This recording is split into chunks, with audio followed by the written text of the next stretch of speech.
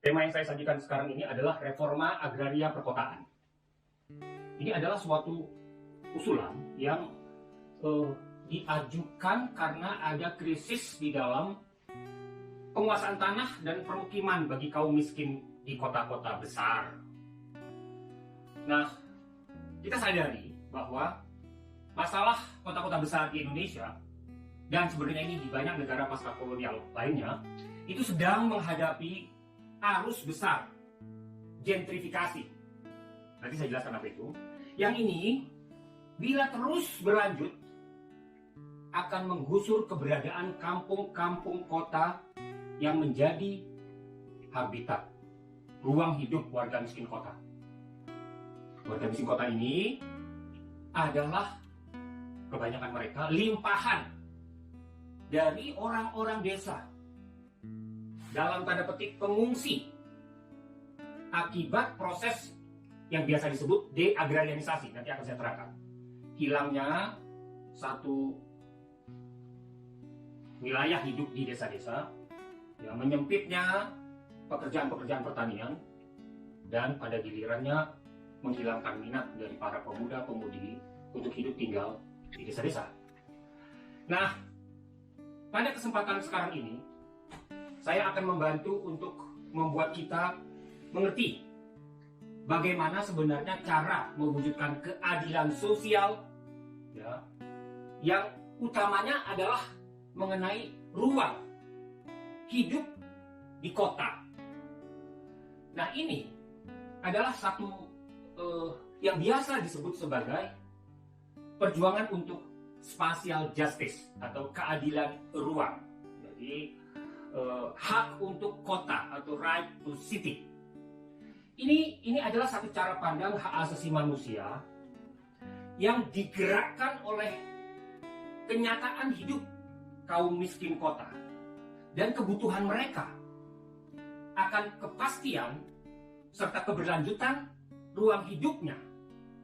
Nah, kita sudah tahu bahwa yang utama dari ruang hidup orang-orang, ya, yang biasa disebut kaum miskin kota ini adalah hunian, ya, yang layak dan kenyamanan bermukim, ya, di tengah situasi mereka sebagai orang miskin. Nah, gimana caranya? Kita sesungguhnya memerlukan, ya, perhatian dan inisiatif, proses-proses kreatif yang mampu membuat orang-orang miskin yang disebut kaum miskin kota itu bisa punya cara baru menjadikan mereka agen perubahan bersama-sama dengan berubahnya kita sebagai, apakah kita bagian dari para perencana kota, apakah kita bagian dari intelektual di perguruan tinggi yang terjun membantu kita memahami situasi rakyat miskin kota, apakah kita bagian dari pengurus pemerintah, ya. Saya sebenarnya kurang begitu suka dengan kata perintah yang merupakan dasar dari pemerintah, gitu.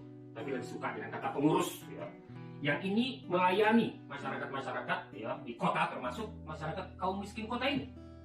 Dan kita perlu juga punya suatu penghargaan terhadap kerja para penggerak, ya, pendamping, organizer, ya, dari orang-orang, ya, yang tahu tentang cara membangun, ya, bagaimana kaum miskin kota, pemimpin-pemimpin mereka, laki dan perempuan, dapat menjadi wakil dari kaum miskin kota, membawa ide-ide ini dan berunding dengan orang-orang yang berada di kaum ahli perguruan tinggi, ya, yang ada di akademik, orang-orang yang ada di pemerintahan, para profesi-profesi yang bekerja sebagai perencana kota. Ini semua akan membantu, ya, satu kombinasi pembentukan kekuatan yang memungkinkan keadilan sosial yang menyediakan ruang hidup, ya, terutama hunian yang layak dan permukiman yang nyaman buat orang miskin kota. Kita tahu, ya, kenyataannya sekarang. Ya, kita tahu kenyataannya sekarang bahwa kota-kota ini adalah suatu penanda yang jelas sekali dari proses akumulasi kekayaan pada segelintir orang yang mampu mengubah bagian dari kota berwajah mewah. Baik itu ya, dalam bentuk permukiman, kita sudah lihat ya permukiman yang biasa di dalam analisis ilmu-ilmu studi perkotaan disebut sebagai gated communities, ya, tempat permukiman yang berpagar dan itu dibangun sesuatu infrastruktur serta bentuk rumah, bentuk halaman, bentuk lanskap yang berbeda sekali dengan sebelumnya. Kita juga menyaksikan adanya apartemen raksasa dari permukiman ini, yang itu suatu yang belum lama kita punya nih. Sebenarnya kalau dilihat dari perjalanan waktu, kita bisa lihat bagaimana apartemen ini tumbuh ya setelah gated communities itu. Kita juga menyaksikan adanya ruang-ruang di mana akumulasi kekayaan itu tampak dalam bentuk perkantoran-perkantoran yang mewah. Ya, kita juga menyaksikan bagaimana tempat-tempat perdagangan, mall-mall, ya, yang itu juga menunjukkan perdagangan dari barang-barang jualan dari seluruh dunia. Jadi di satu pihak ada kemewahan, di lain pihak kita juga menyaksikan bagaimana kampung-kampung kota dihuni oleh orang-orang yang berasal dari kota itu tapi tetap miskin, atau orang-orang baru dari desa-desa yang mengisi bagian-bagian yang paling kotor, paling padat, paling jelek infrastrukturnya, tidak ada jaminan prasarana-sarana ya, seperti air bersih, tempat pembuangan sampah, kemudian jalan-jalan, saluran air kotor, ya, maupun limbah. Nah, prasarana-sarana dasar ini jomplang begitu. Ada kesenjangan yang luar biasa ya.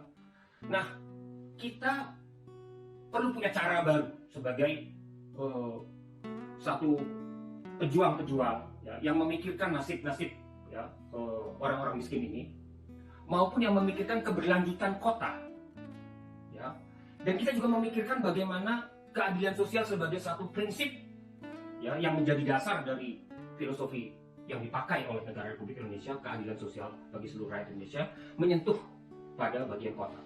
Biasanya reforma agraria itu adalah sesuatu yang dibicarakan di wilayah-wilayah pedesaan atau pedalaman. Itu menyangkut bagaimana konsentrasi penguasaan tanah di pertanian, ya.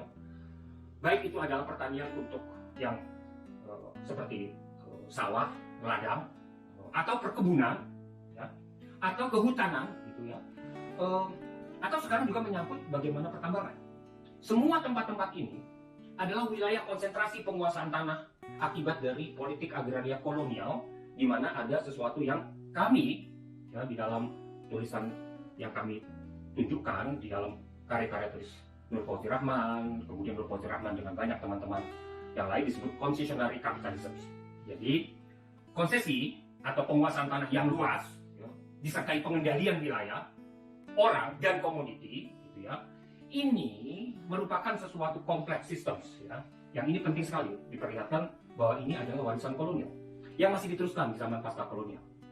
Basis-basis ini kemudian membuat orang-orang ya, kehilangan tanah di desa.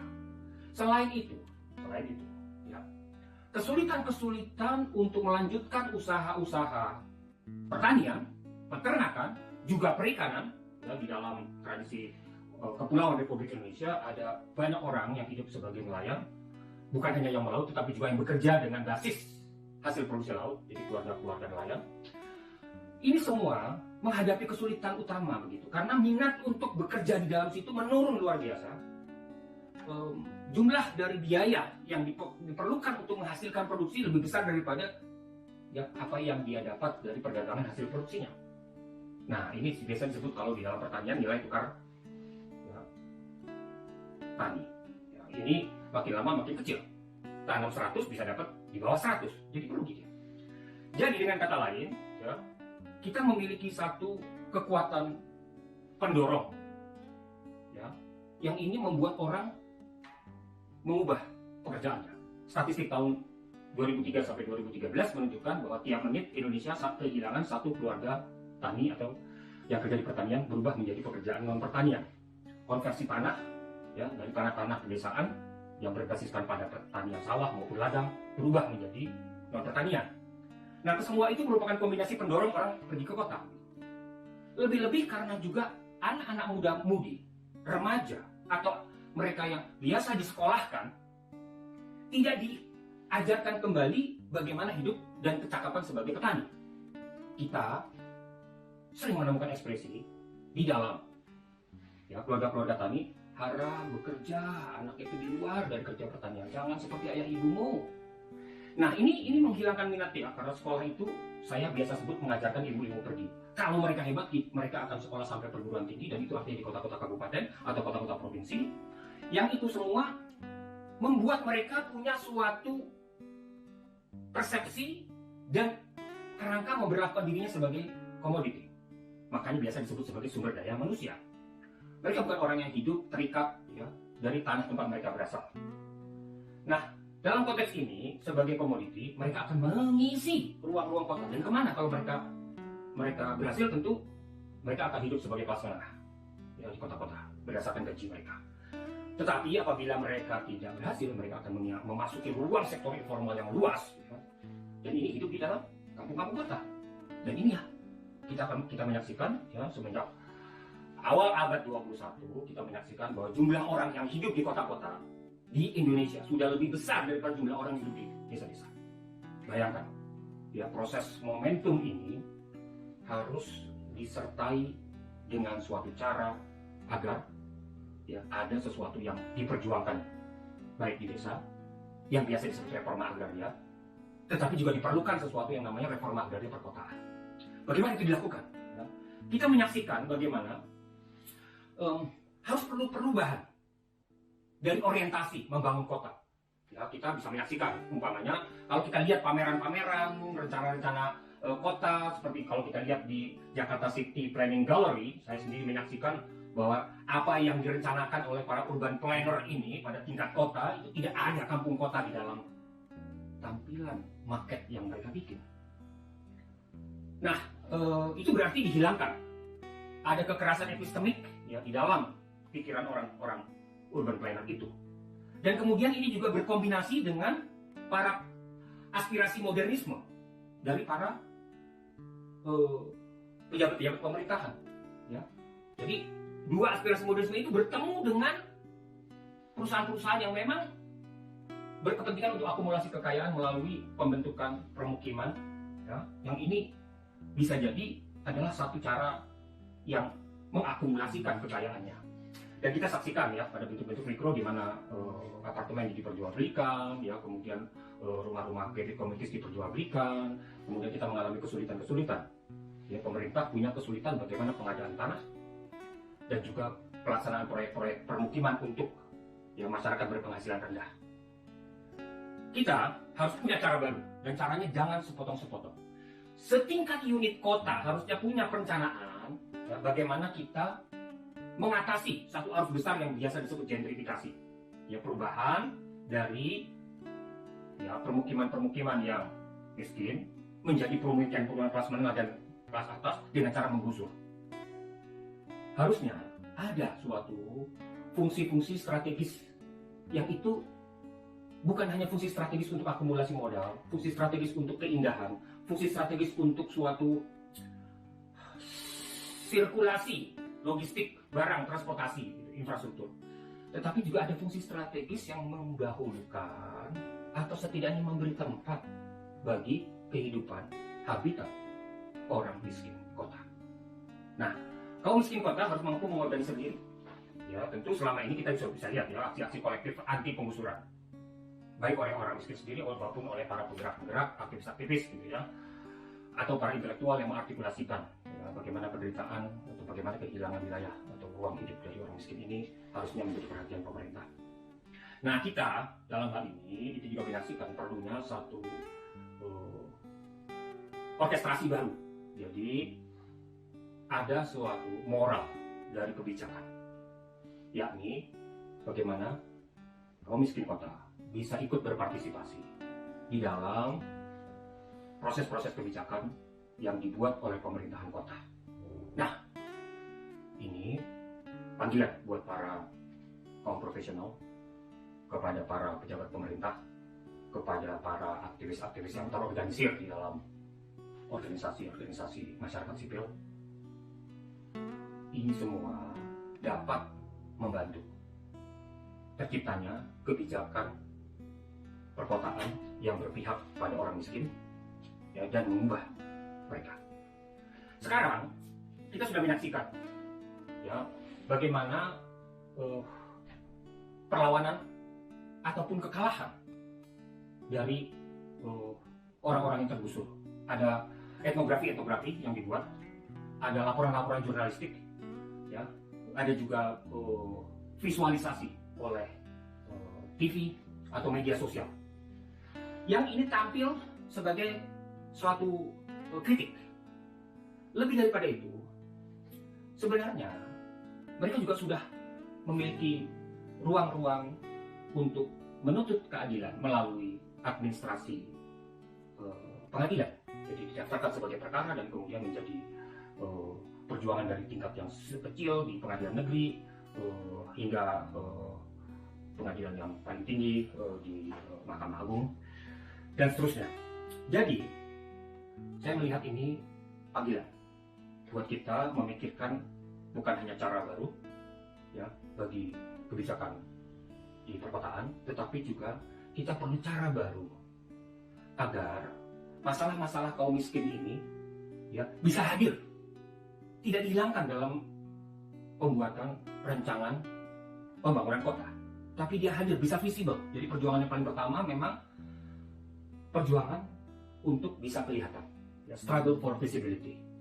Nomor 2, perjuangan kaum miskin kota itu. Mereka harus punya representasi perwakilan-perwakilan yang sanggup menunjukkan keadaan hidup kaum miskin kota ini, tapi lebih daripada itu, yang sanggup menjadi perwakilan di dalam proses-proses perencanaan pembangunan. Dan mereka yang mengartikulasikan, baik itu kritik maupun suatu usulan-usulan yang sifatnya konkret, spesifik, dan praktis, sampai bisa ditindaklanjuti.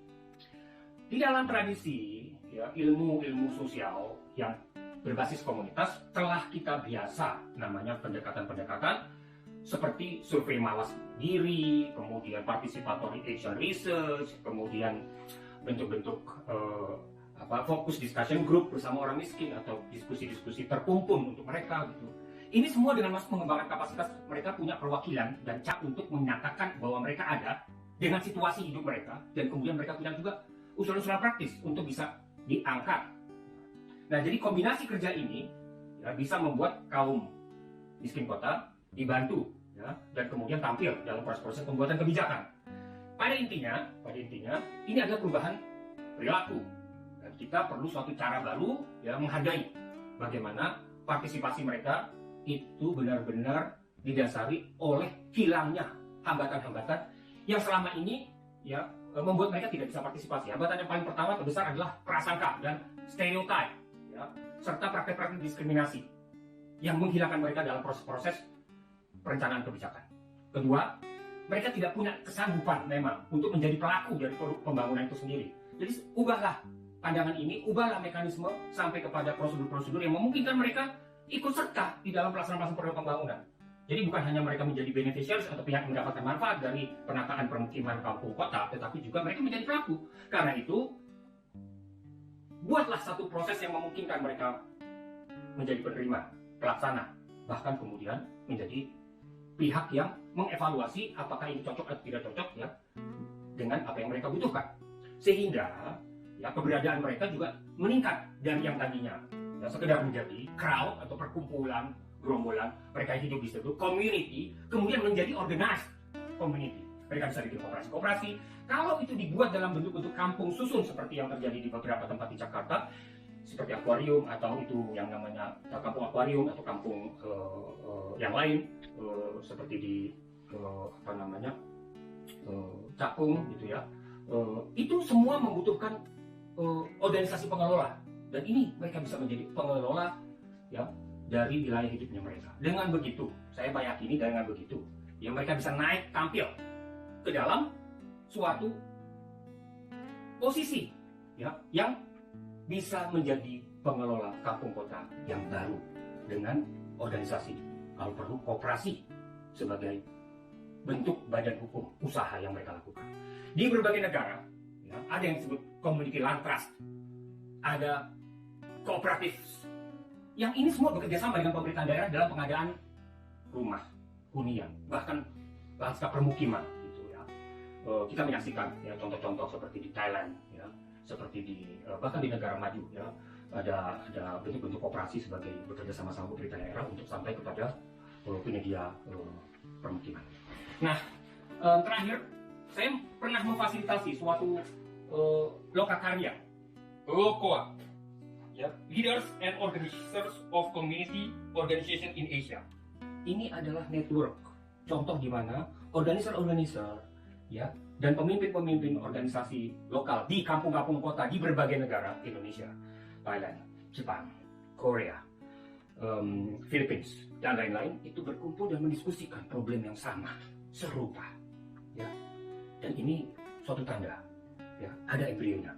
Kita harus lihat ini sebagai kekuatan yang memungkinkan metamorfosa, ya, dan itu bergantung pada bagaimana di masing-masing kota keberhasilan kerja dari reforma agraria perkotaan. Demikian proposal saya, usulan yang menjadi bahan pikiran kita bersama. Sampai bertemu pada kesempatan lain.